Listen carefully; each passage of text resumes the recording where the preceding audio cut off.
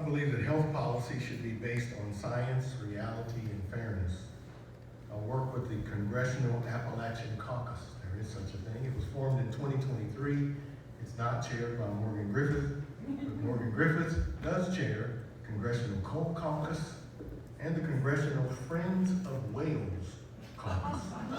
Not to ocean whale, but the place Wales. To work across the aisle. We representatives from Appalachia should use our collective clout in negotiation to withhold support and needed votes for congressional and executive branch actions related to health policy until all our people are cared for in the actions and not left behind. No one left behind should not just be a saying in the military. No region of the nation and no person in that region should be left behind by our nation, by our nation's health policies, economic policies, or other policies. Just a couple of days ago,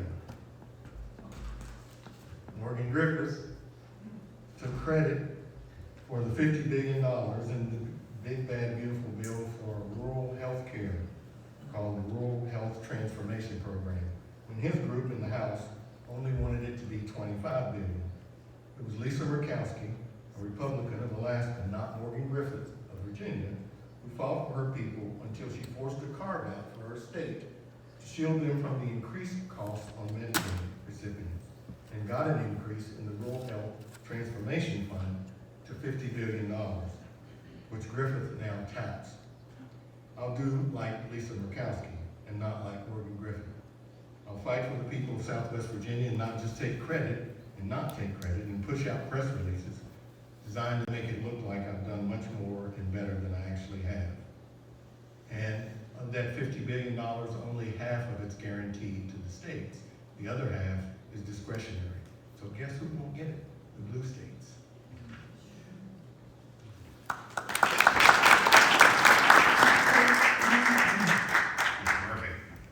So I think we just need to pass something like a universal single-payer healthcare system. The best one on the table at the moment is Medicare for all.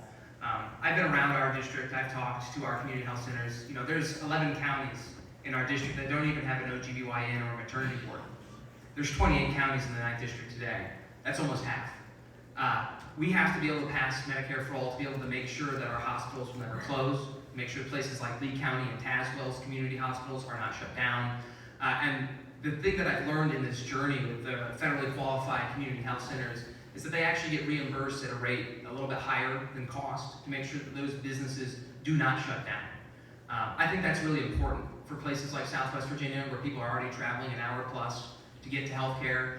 And by when you pass a universal healthcare system, because every American deserves healthcare, it's a human right, we allow ourselves to make sure that it's no longer able to be pulled out from underneath us. It's not a subsidy like Medicaid is often for big insurance companies. We push insurance companies completely out of the equation.